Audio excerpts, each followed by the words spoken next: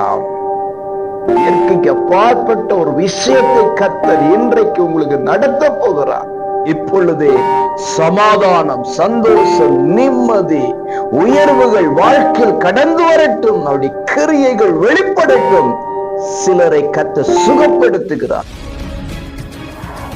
அன்பு உறவுகளே, நல்லவர் இயேசுவின் இன்ப நாமத்தில் மனதார வாழ்த்துக்கள்.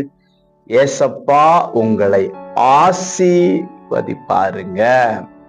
பிரசங்கி 7:13 தேவனுடைய செயலை கவனித்து பார்.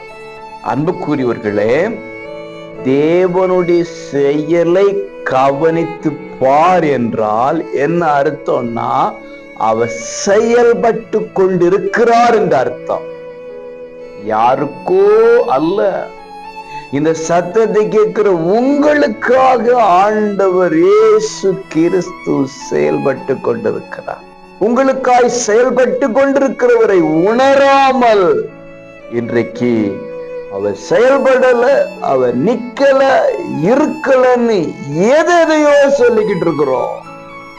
இல்லை, அவர் எங்கோ அல்ல, உங்கள் அருகில் இருந்து உங்களுக்காக கிரியை செய்து கொண்டிருக்கிறார், செயல்பட்டு கொண்டிருக்கிறார். இன்றைக்கு அவருடைய செயல்களில் சில கிரியைகளை காண்பீர்களாக.